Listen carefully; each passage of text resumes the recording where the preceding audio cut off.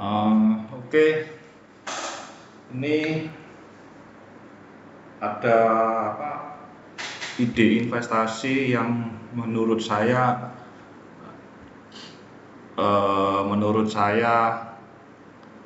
resikonya itu minim. Jadi resikonya itu kita minim gitu.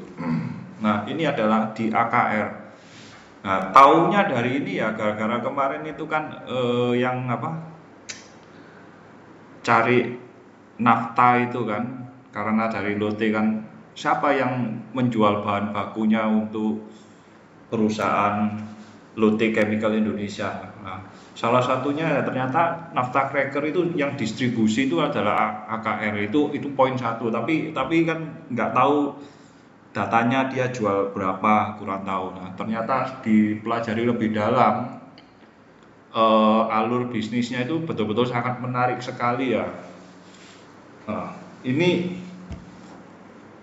belum ada grup-grup berbayar, belum ada yang bahas AKR sama sekali. Di semuanya ini saya belum ada ini. Jadi mungkin ini adalah kesempatan kita untuk masuk, mulai cicil masuk ya. Jadi garis besarnya kita lihat alur bisnisnya dari si AKR itu lewat pubek yang terbaru di September 2025 ya. Jadi ini sejarahnya sudah 65 tahun, posisinya begini. Dia itu di segmen bisnis perdagangan dan distribusi. Nah, ini petroleum terus sampai kimia dasar. Nah, ini sampai bahan kimia lainnya. Dia suplai ke Asahi Mas, chemical. Bahan bakar BBM ini ke apa BP, kerjasama dengan BP. Nah, dia punya kawasan industri nih yang terbaru ini.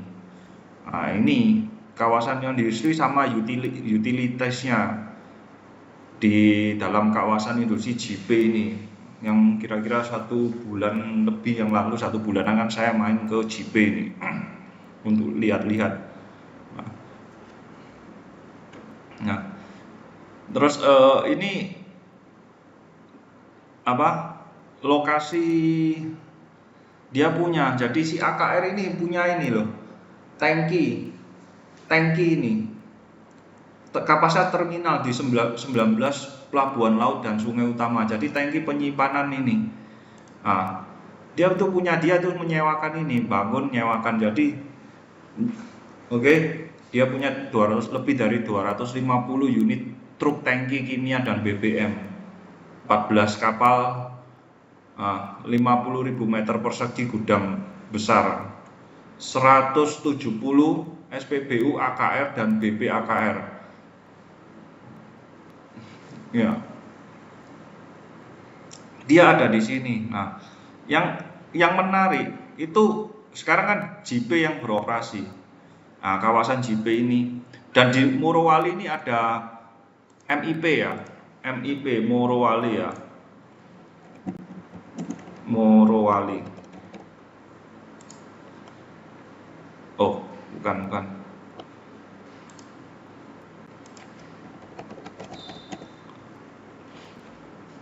Nah, ini di Morowali di sini ya.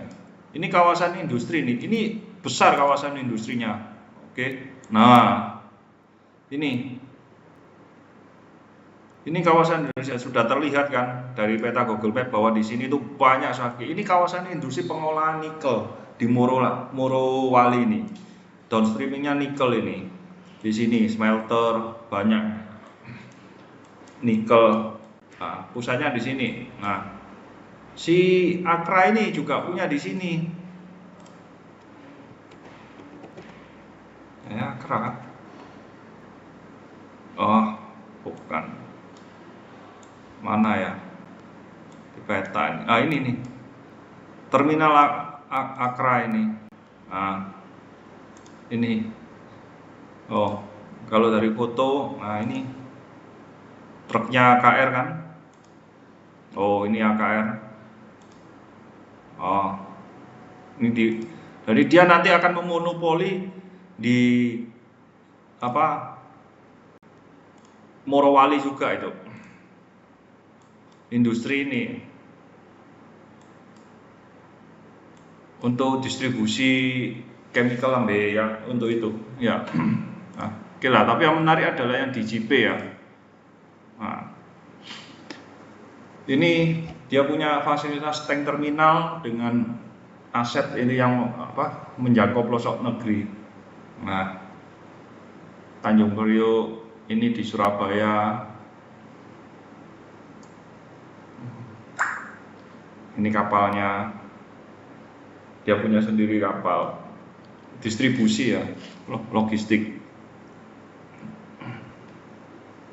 Nah, ini biosolar Indonesia Timur ya.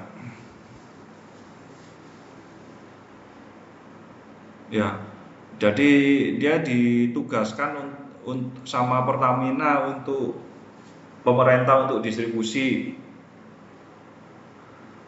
biodiesel. Nah, masuk ya. Nah, dia sama BP ini kan, AKR BP, AKR BP. Oke. Ini bisnisnya seperti ini. Produk utama ini ya, ini resin ini.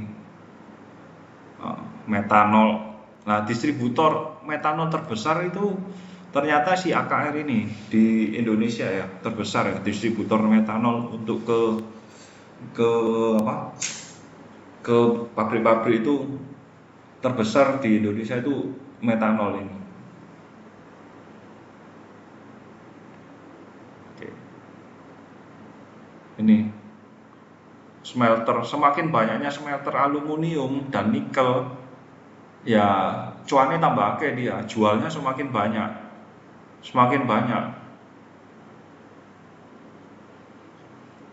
Dengan beroperasinya smelter alumina, nikel kayak gitu, ya cuannya tambah gede nanti.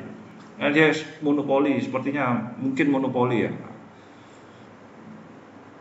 Soalnya hanya dia yang punya tangki ini di kawasan industri ini punya tangki. Punya tangki. Kalau perusahaan lain kan nggak bisa ngirim ke sini, kan harus ditampung dulu ambil di tangki-tangki ini kan. Setelah itu didistribusi. Jadi si AKR ini yang punya banyak tangki. Ya. Nah, ini perdagangan kimia, joint venture-nya dia ini BBM dengan BP AKR. Terus dia juga sekarang masuk ke BP AKR ke bahan bakarnya pesawat terbang di Bandara IMIP. Nah, saat ini berlokasi di Bandara IMIP. Nah, IMIP itu yang di Morowali kan, dan landasan helikopter Cibubur. Ini AKR, BP AKR ini totalnya ada 70 saat ini. Tentu saja bertumbuh ya, bikin ya. Yang kemarin itu di Citraland kan mungkin nggak sampai 1 minggu kan baru beroperasi. Nah, ini perdagangan kimia ya. Produknya Petronas, chemical seperti metanol ini. Nah, itu yang distribusikan ya. Oke. Nah, ini yang menarik itu di KEK JP ini. Nah, ini nanti kan terintegrasi dari koper ya, tembaga ya, dari punyanya Freeport ya. Ini luasnya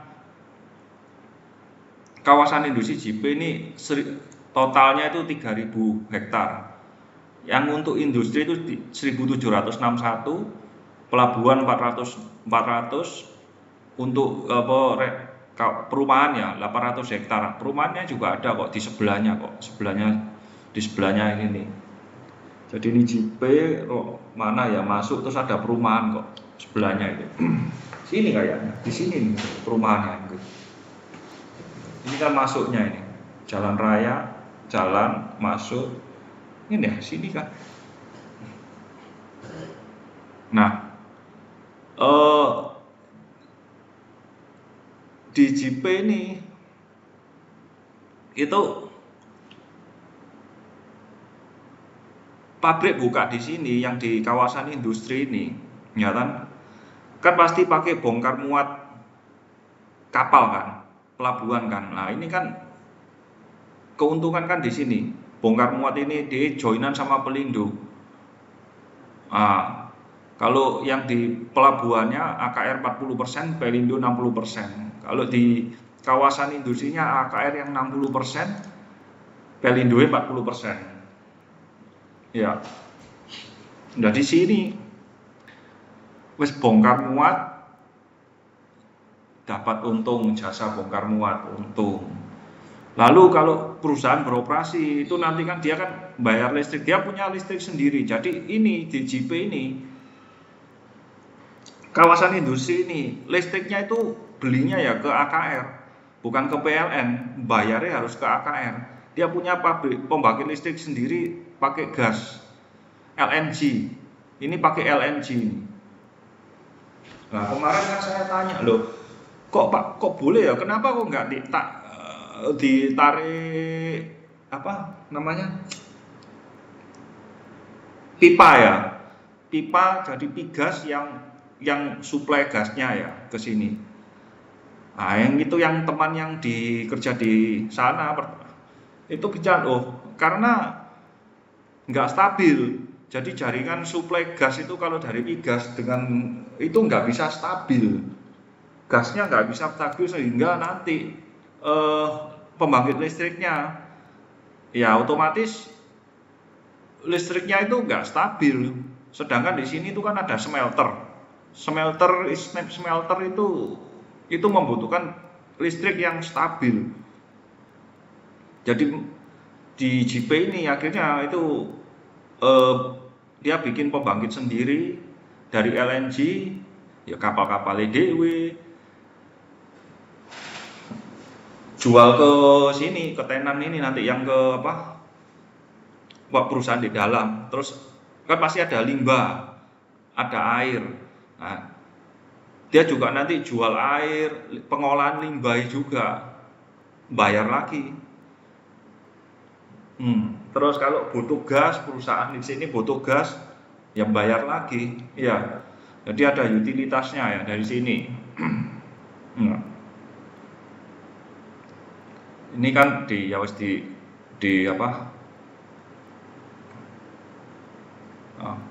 target investasi di sini 237 triliun, ya, menyerap makan sekian 200.000 orang. Kemudian ini, di sini ini yang sudah ya, yang saya lihat sudah ya, itu kan nanti hilirisasi dari logam, tembaga dan logam. Jadi di smelternya Freeport itu kan menghasilkan tembaga. Oke, katoda tembaga ini. Nah, katoda tembaga kan ya kita tahu kan untuk kabel elektronik kayak gitu kan pasti untuk kabel.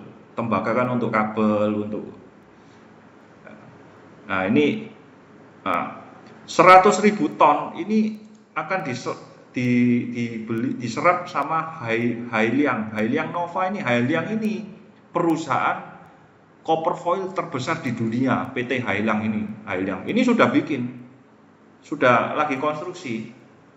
Nah, terus yang terbaru nanti dia akan menghasilkan emas kan. Nah, Antam itu nanti juga membangun, lagi proses membangun. Ini perak, ini hasil dari smelternya Freeport ini nanti ini. Tembaganya yang 100.000 diambil sama Hailiang itu untuk jadi copper foil. Nah, copper foil sebagian nanti masuk ke ini Shinji, ekosistem industri solar panel. Kan butuh copper foil, tembaga kayak gitu-gitu kan kandungannya. Nah, harusnya nanti di sini tuh juga kabel apa. Nah, ini yang 3 ini gitu loh. Ekosistem industri kimia ini. Nah, ini ada Golden Elephant membeli lahan di JP untuk membangun fasilitas melamin, asam nitrat dan amonium nitrat ya. Nah, ini kalau apa ekosistemnya di JP ini teman-teman bisa baca sendiri ya. Ini smelter koper ini turunannya nanti di sini. Kalau chemical nanti turunannya di sini, downstreamnya di sini, solar panel, wind turbine industri, turbin ini. Ini nanti akan sampai menjadi eh, elektronik ya, robotik, automation, PCB, smartphone, smart TV, trafo. Ekosistemnya akan di sini karena ada dari sini semua itu masuk data center ini ya. Nah, ini yang sudah bergabung ini kan smelter tembaga, Freeport, Shinji. Ini yang untuk pupuk. Ini Sari Roti ini saya lihat kemarin sudah berjalan, sudah wis melaku ini. Nah, ini juga Kelarian ini juga sudah jalan ini. Nah, Hailiang ini belum. Karena kan nunggu dari Freeport ini kan masih commission ya. Banyak truk. Nah, katanya nanti itu di 2000 tahun depan ini sudah beroperasi, ini juga beroperasi, ya toh, termasuk dengan Shinji ini beroperasi perusahaannya. Itu. Ini ada apa recycle daur ulang tekstil ini ya. Saya kemarin ke sana nggak lihat, kapan nanti ada waktu saya main ke sana saya akan cek ini semua. Adimik Precast ini ada, ini saya belum tahu. Unicem ini ada, ini sudah beroperasi. Kelarian ini, ya. Terus yang komitmen kan ini Biotek, Soda Ash, Golden Elephant, Antam, ini lagi bangun, ya. Lagi proses itu. Nah, ini listriknya akan bagian, ya. 515 megawatt setengah. Ya. Dia pendapatan utilitasnya ya ini dari servis apa namanya? Sewa pengolahan lahan listrik, gas dan limbah, pengolahan air dan limbah itu 2024 itu sekian.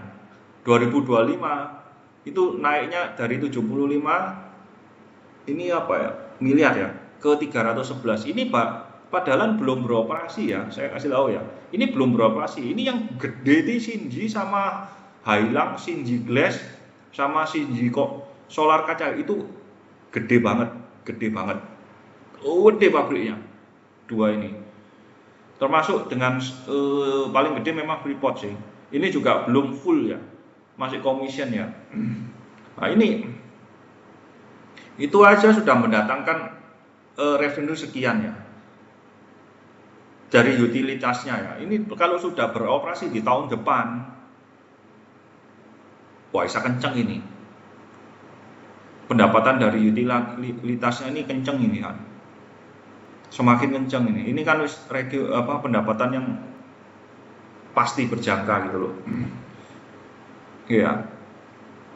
Nah ini kan dijelaskan pelabuhan terintegrasi kedalaman gini multifungsi ini conveyor belt khusus Freeport nyambung ke smelter pelabuhan, jadi kapal langsung dimuat masuk conveyor langsung masuk ke smelternya gitu. Ini kinerja keuangan ya, dia naik ya. Oke ya, ya ini kayak gini ya prospek kebijakan hilirisasi. Nah ini menang tarif Indonesia 9%, dapat 19% dibanding ke Laos, Myanmar, Thailand dan lain-lain itu lebih di industri yang ada di sini downstreamnya ini. Seperti tahu Freeport kan juga join sama perusahaan Amerika ya.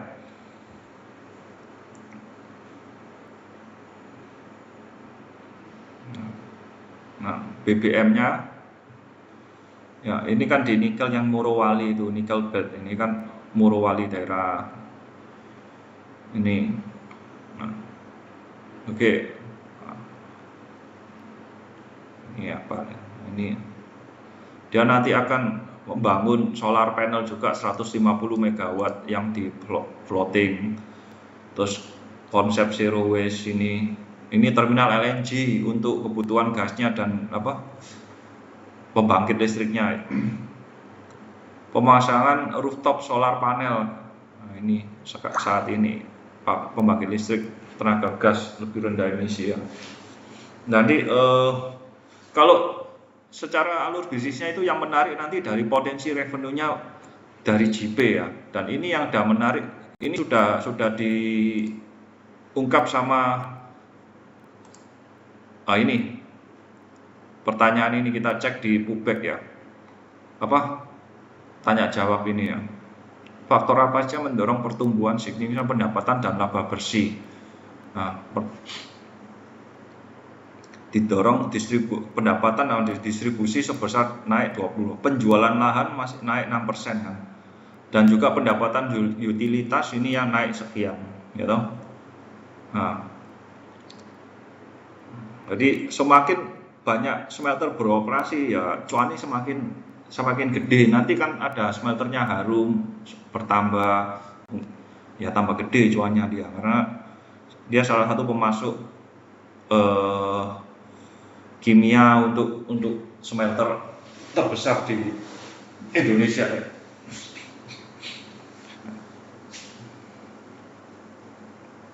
Apa peran AKR dalam program BBM subsidi? Saya sejak 2010 kan ditugaskan pemerintah untuk menyalurkan BBM subsidi.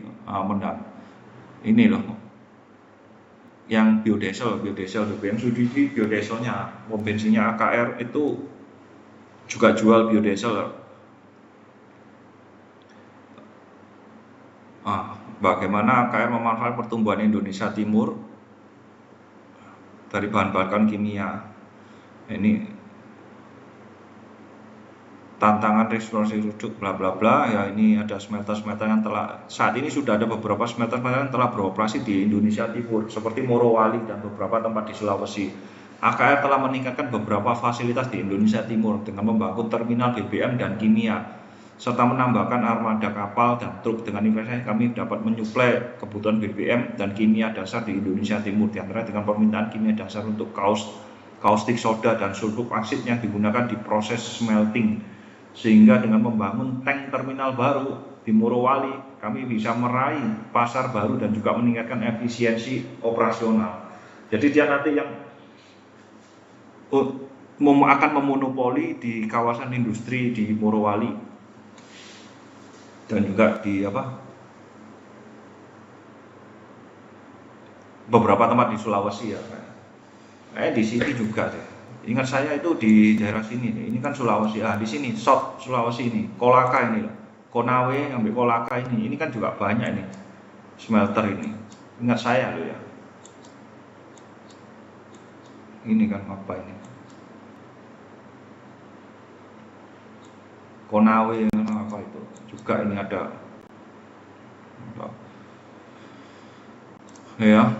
Jadi potensi kan nanti labanya pasti otomatis naik ini tahun depan. Apa keunggulan JP ini ya kan, sehingga JP salah satu target industri terintegrasi pelabuhan laut dalam yang luas di Indonesia dengan luas 3.000 ha ya kan.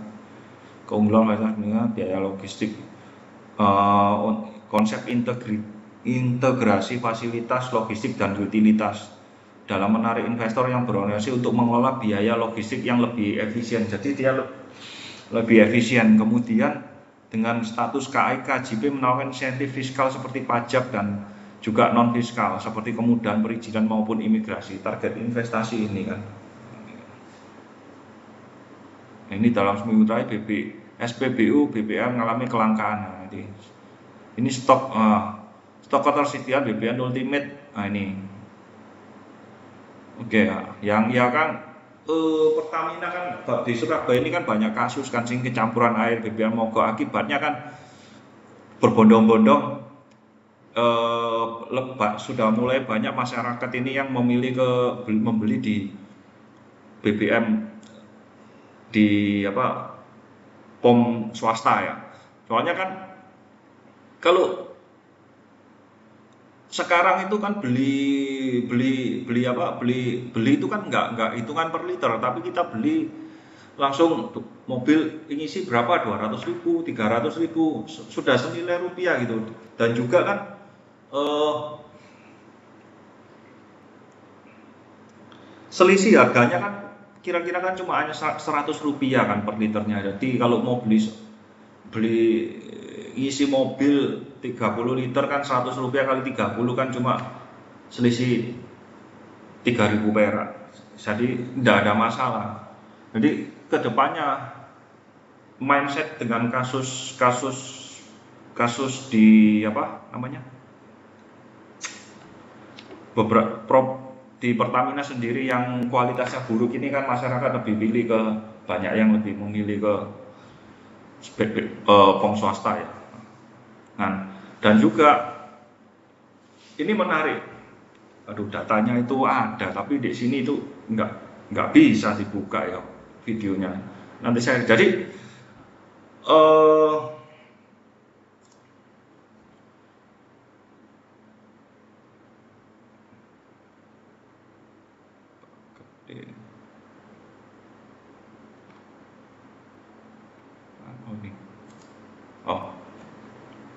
jadi si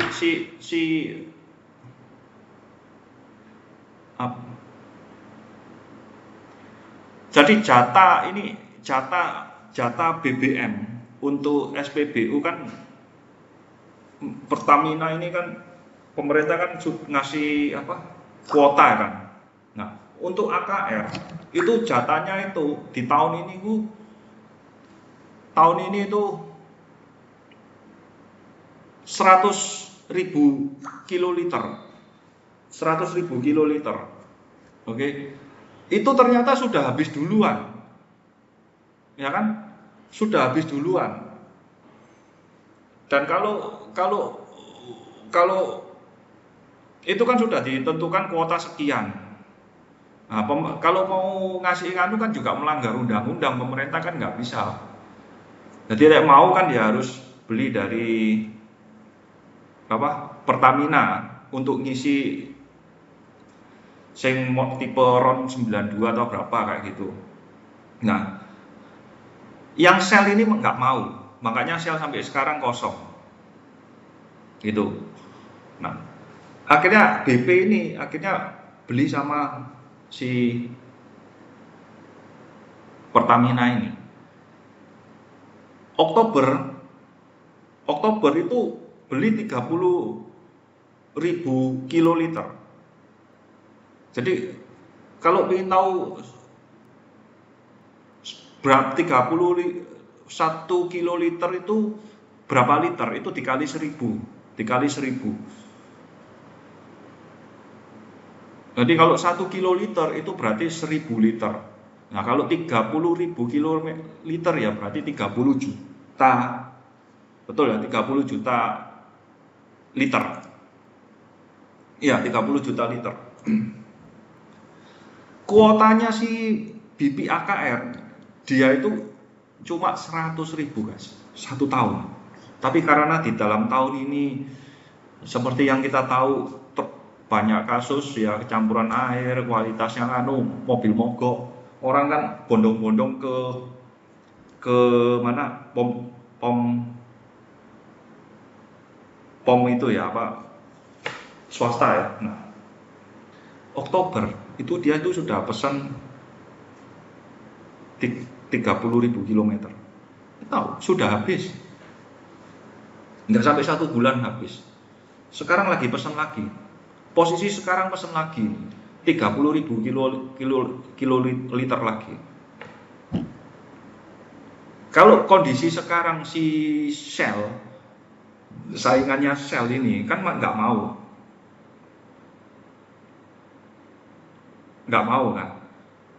Ya nanti Desember ya pasti pesan lagi. Mungkin 2 minggu lagi akan pesan lagi itu 30.000 lagi. Jadi kuotanya itu sudah dari 100.000 nanti akan 30 sudah habis, sudah pesan lagi 30.000 kilo, 30 juta liter. Nanti total ini sudah 60 juta. Kalau kondisi si Shell ini tetap dia nggak mau,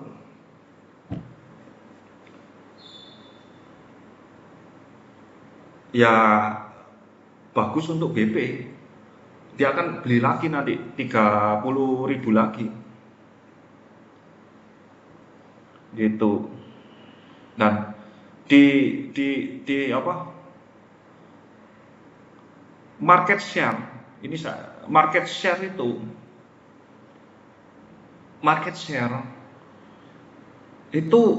BP itu punya AKR itu masih 5%. Shell itu 15%. Nah ini kalau seperti ini dan juga kan Shell itu SPBU-nya lebih banyak SPBU Shell itu lebih banyak dari BP AKR.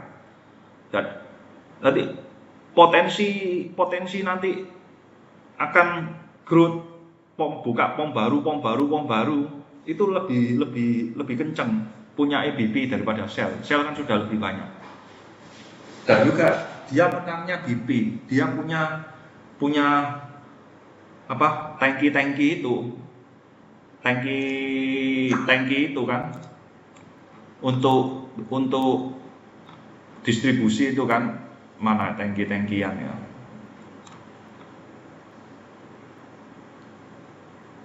Nah ini kan lokasinya di sini, tank terminal ini di sini Manado, di sini Tanjung Selor ini. Nah kalau buka SPBU di Bali ya bisa nanti, apa, SPBU BP AKR di Bali bisa karena dia punya tangki. Kalau Shell nggak bisa. Di Morowali buka, di Manado buka, Shell nggak bisa karena nggak punya tangki. Tangkinya ini nggak punya. Dia harus punya tank terminal kalau mau buka pom di sini. Shell kan hanya di Jawa, Lampung, Palembang, mau buka di Medan. Sepertinya begitu ya. Jadi Banjarmasin ini mau ekspansi ke Manado, ekspansi ke sini, Pontianak ini bisa. Dia punya tank terminal sendiri, buka pom sendiri. Room to growth-nya itu jadi sangat besar di room to growth-nya ini, jadi sangat besar di AKR ini ya. Dari JP utilitas, terus semakin dengan banyaknya beroperasi smelter nikel, ya cuannya untuk suplai kimia dasar untuk pemrosesan nikel itu ya semakin bertambah, cuannya ya bertambah. Pengoperasian JP dengan beroperasinya nanti si Hailang, Xinyi, dan full operasi si Freeport ini, PT Antam juga akan bangun smelter di situ juga untuk pemurnian emas, ditambah gede lagi keuntungannya. Jadi ini semua rantai masuknya dia si AKR ini berhubungan semua. Hebat ya, apa chain bisnisnya ternyata ya. Nah, gitu.